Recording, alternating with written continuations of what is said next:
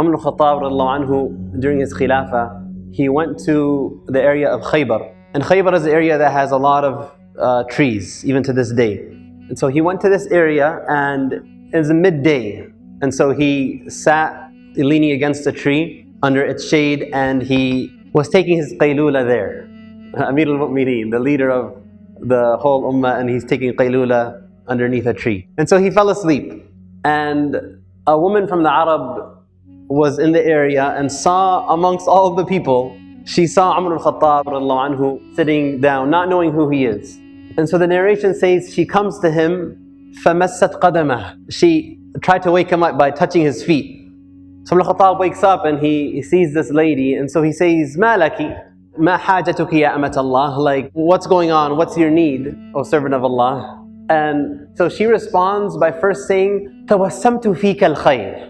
That of all the people that I've seen, I see some goodness in your face. He's asleep, and she still sees goodness in his face. So she says, I see something good in you. And she says that Amir al-Mu'mineen, again not knowing this is Amir al-Mu'mineen she's speaking with, sent to us, she's from out of town. And she says, she sent to us last year Muhammad ibn Maslama to collect the money from the rich and to give it to the poor, to collect the zakah and distribute it to the people of that area. And she says that, but he didn't give me anything. وَأَنَا إِمْرَأَةٌ مُؤْتِمَةٌ. She says, and I'm a woman who takes care of orphans, but he didn't give me anything. And so she says, the news has reached us that Amir al-Mu'mineen is again sending the same man, Muhammad ibn Maslama, to our area again to collect the zakah and give it again. And so I'm afraid I'm not going to get the zakah a second time in a row, you know. So she says, this is where she said at the beginning, تَوَسَّمْتُ فِيكَ الْخَيْرِ. I see some goodness in you. She's saying, so can you come with me to Muhammad ibn Maslama? Come with me to him and let's talk to him. So that way, inshallah, when he comes in the coming year, he'll make sure he doesn't leave me out, right?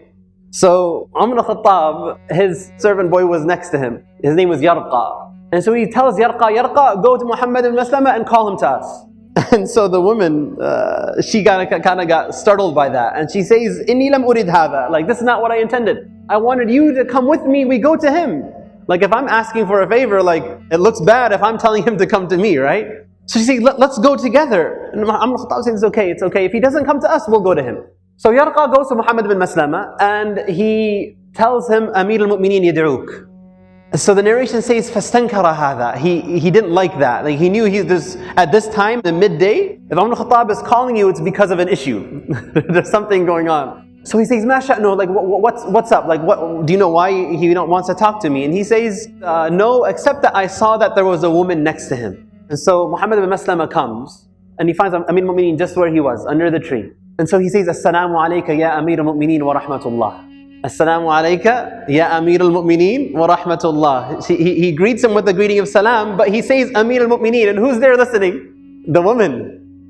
So when she heard Amir al-Mu'mineen, the narration says, فَاسْتَحْيَتْ وَجَمَعَتْ عَلَيْهَا ثِيَابَهَا. It's like, let's say you go to talk to somebody, your shirt's kind of like untugged and you're unbuttoned and whatnot. So when she realized she's in front of Amir al-Mu'mineen himself, she kind of like fixed everything up and took a step back. And so then Amir al-Mu'mineen begins addressing Muhammad ibn Maslama. And he says, أَتَدْرِي كَيْفَ كُنَّا وَأَنْتُمْ قَبْلَ الْإِسْلَامِ. Do you know how we and you were before Islam? And Muhammad ibn Maslama, he knows he's in trouble. He says, Ya Amir al-Mu'mineen, la ta'jal alay. Oh Amir al-Mu'mineen, don't rush to judgment. And then he says, كُنَّا أَكَلَةَ رَأْسٍ وَالْأَعْرَبُ جَمِيعًا عَدَاؤُنَا. We were a very small number and we were poor and all of the Arabs around us were enemies to us. And he says, Ya Amir al-Mu'mineen, la ta'jal alay. Oh Amir al-Mu'mineen, don't rush to judgment. Just give me a chance. And he says, and I sent you last year to collect the money from the rich and to give to the poor, and you didn't give this woman anything? And then he says, Amir al-Mu'mineen, if that's the case, let me tell you something. It was not intentional. Either أخطأتها, I missed her, I just messed up, or maybe she didn't even come to me in the time when I was there. But it wasn't intentional. Umar al-Khattab anhu tells him, then in the coming year, this year when you are going to go there, make sure you give her the zakah from last year and the zakah from this year as well. And then he tells the woman, Ilhaqi ila Khaybar, go to Khaybar and we will amur laki, I am going to give you as well something now to go back to where you came from. So this narration is very interesting, but there's just a couple points I wanted to mention from it. And the first is the mercy and the lutf of Allah. The mercy of Allah. I mean, this woman is in a land she doesn't know anyone in. And from all the people she could have went to ask for help, who did Allah guide her to? Amir al-Mu'mineen. And the mercy of Allah, not just to her, but to the orphans she's taking care of, that they are now being provided for. The mercy and lutf of Allah to Umar anhu himself. Now why is it mercy to Umar? He's trying to take a nap and his nap is disturbed and now he has to deal with this issue. One day he gets a little bit of rest. He's a leader of the believers. Allah subhanahu wa ta'ala didn't want for Umar al-Khattab on the day of judgment to come and meet him and there is a complaint that someone has against him. So Allah brought this woman to Umar while he is asleep so that he could take care of her affair and not have this responsibility on his shoulders on the day of judgment. SubhanAllah. And it brings a question. When you and I are presented with issues of somebody in need, somebody who requires something, somebody who asks some assistance, do we look at it as an annoyance or as an opportunity? The spirit of a believer, when these opportunities come, how do we look at them? As an annoyance, as a fatigue, as an issue that bothers us, or as an opportunity, right? Umar al-Khattab, he was a man who would take his responsibility very seriously, right? When he would do his nightly patrols and he would, in the middle of the night, walk around Medina, look for anybody who is in need. So one time he's walking and he finds a man standing outside of a tent and he hears the cry of a woman inside. And so he goes to him and he hears the cry. So he goes to him and he finds him and he says, what's going on? And he says, my wife is about to give birth, she's in labor and there's nobody to help her. So Umar al-Khattab, he right away goes to his wife, Kulthum bint Ali radiyallahu anhuma. The daughter of Ali was his wife, Kulthum. And you know what? What's very interesting, the wording he used to address her. He says, هَلْ لَكِ فِي أَجْرٍ سَاقَهُ اللَّهُ إِلَيْكِ. Would you like to have some ajr that Allah has brought to your doorstep?